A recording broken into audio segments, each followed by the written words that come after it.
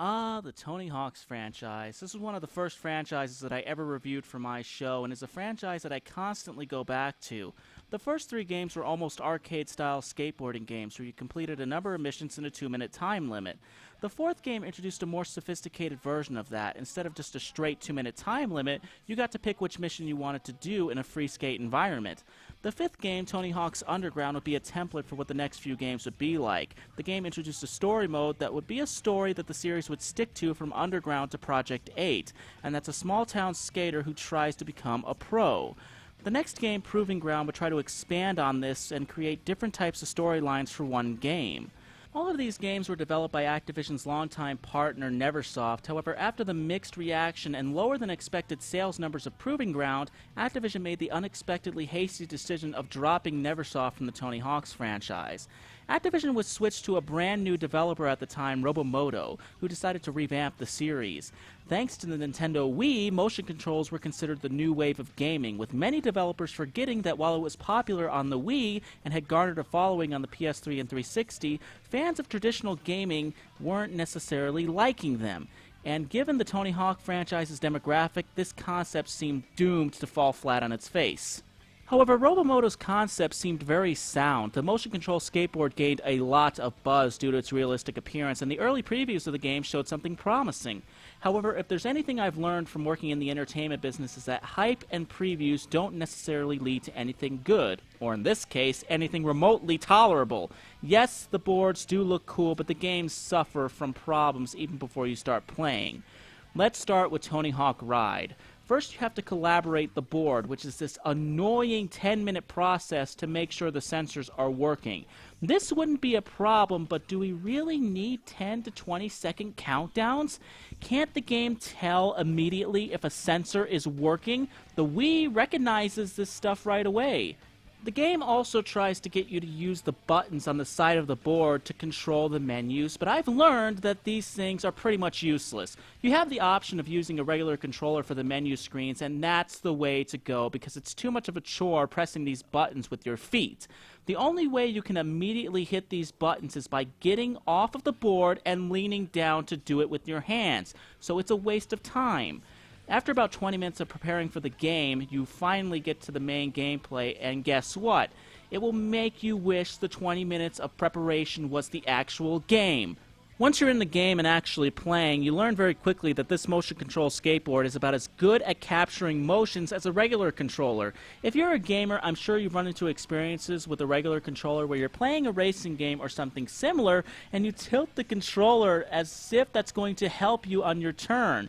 I felt like I was doing that with the skateboard, except that this is supposed to be a motion control skateboard, which means it's supposed to react to my motions, but it's an amazing chore to get it to do that. Also, for a motion control game, you're not given a heck of a lot of freedom. In the time that I spent playing the game had my character automatically following a line. I couldn't turn at will and couldn't explore the levels. Great game! A motion control game with not much motion required.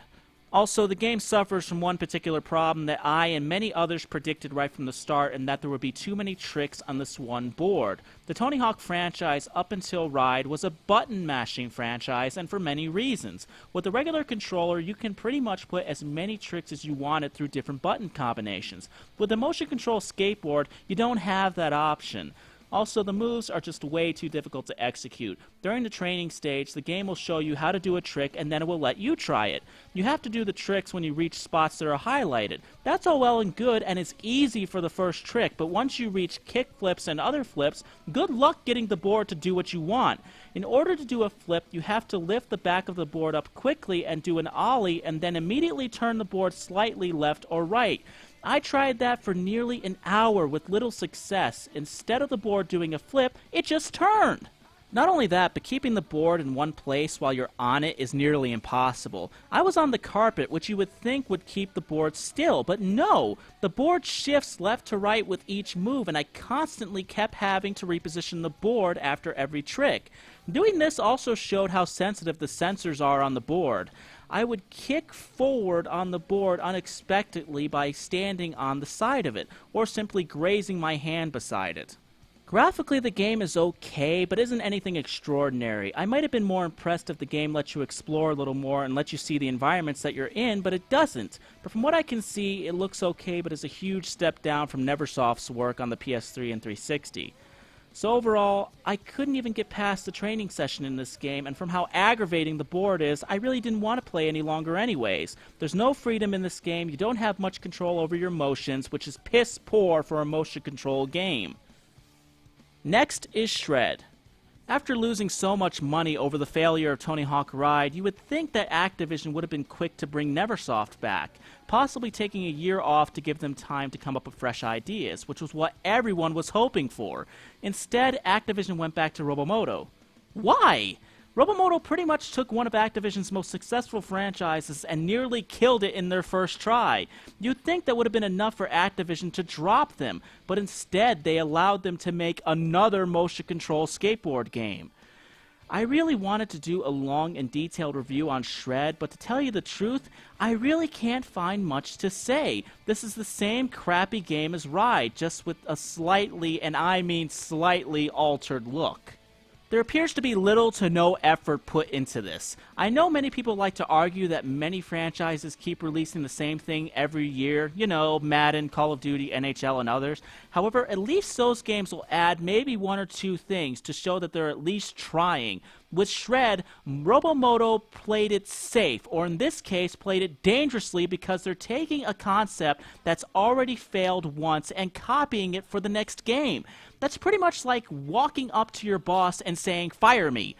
Even Tony Hawk, the skateboarding legend who is the star of this franchise, looks totally uninterested in this game. And you can tell right off the bat, just by watching his cutscenes, that he just plain doesn't care.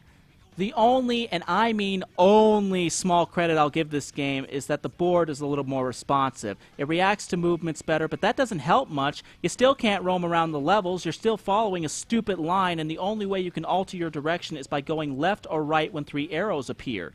That's about as uneventful as an idea can get. I did actually manage to get past the training phase in this game because it's much shorter than the one in Ride. However, the game doesn't get any better. You enter some sort of competition and the game does the lamest job on telling you what you're supposed to be doing. All I did was move the board and do random tricks on the first try and somehow got a high score required to move on. However, I couldn't make it through the second level. I just couldn't stand the skateboard after that point. It makes me really miss the old-fashioned control scheme of Neversoft's Tony Hawk games. I would have given the snowboarding a try, but in all honesty, I couldn't take it anymore. Graphically, if Ride was a step down for the franchise, then Shred is completely rock bottom. The game looks like grade A crap next to any of the previous games, including Ride. The environments are too flat, and the 2 levels that I played are so overloaded with stuff that you can't tell what the hell's going on. So overall, I don't like to curse much on this show, but to quote the angry video game nerd, fuck these games. I know Tony Hawk's Pro Skater HD was mixed reviewed, but that game was a blessing to see after these 2 big messes. I don't know where the Tony Hawk franchise is going from this point. Activision hasn't quite labeled it dead yet, so they're obviously trying to do something for it. Honestly, I think Neversoft might be the only developer to save this franchise. Well, everyone, that's it for now. Thank you so much for listening, and I will see you next time.